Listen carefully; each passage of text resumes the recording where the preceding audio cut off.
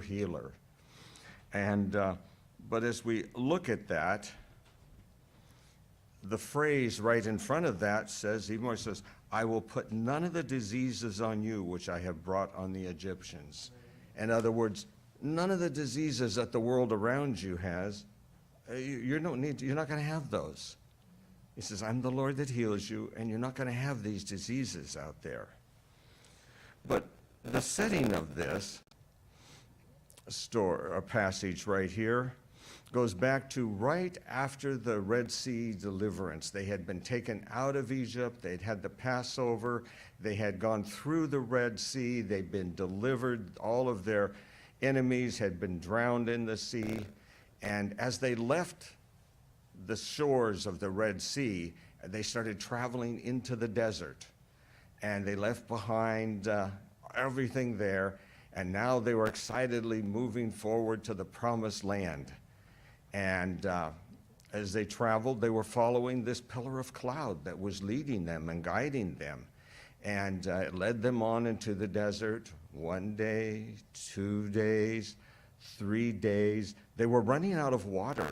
They had brought water with them, but 3 days, and pretty soon they had drunk all the water. And where's anybody got here? You got any more water? You know, the kids needed water. Everybody needed water. And they kept following the pillar of cloud, and they were coming towards some water.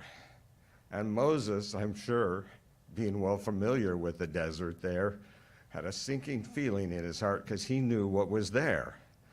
And as they looked and they saw this water, a huge lake of water right there in the distance, they were so excited, water, water, and they're all excited running towards it. And then what happened? And soon their cries of joy turned to cries of despair. This water was undrinkable. It was bitter. It does the minerals in the soil and the rocks there had such leach into this, and it was totally undrinkable. The animals couldn't drink it. They couldn't drink it. It was totally unusable. And Moses, he did what we all should do when things go wrong. He cried out to the Lord, and what did the Lord do? He showed him a tree, symbolic of the cross and Christ and his deliverance and from all of the evils of sin that he brings us. And he cast it into the waters, and the waters were made sweet.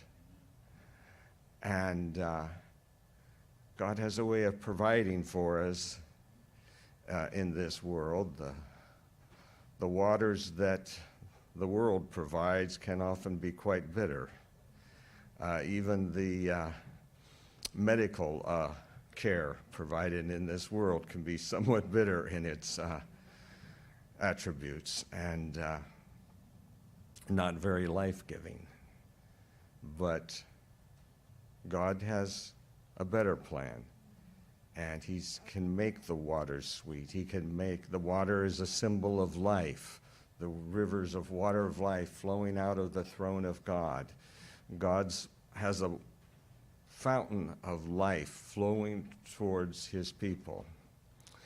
But this is the place where God went on. So he had just poured out, he had just made the water sweet and fresh for them as a symbol, separating them from the waters of this world and the water of life that he had.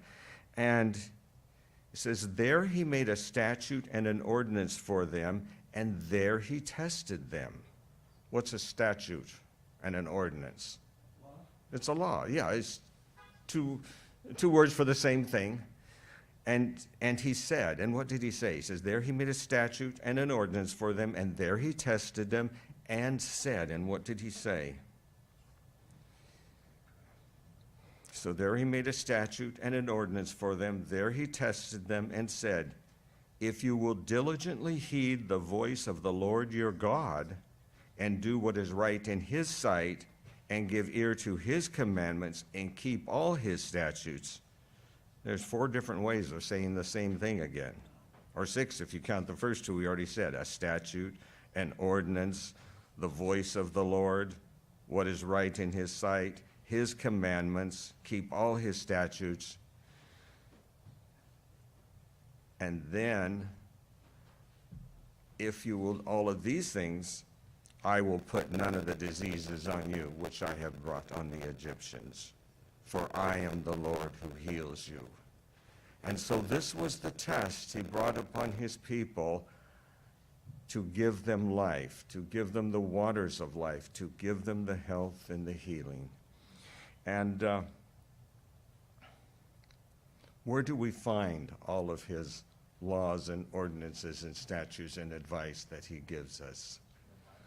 Yes, he's given us his written word. Moses, the same one that was here crying out at this event here, wrote down the law, the books of Moses, the Torah, Genesis. He wrote Exodus, this story here, and wrote down the advice that God gave him to give to his people.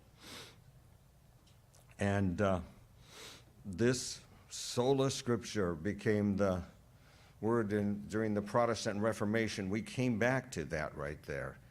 And that word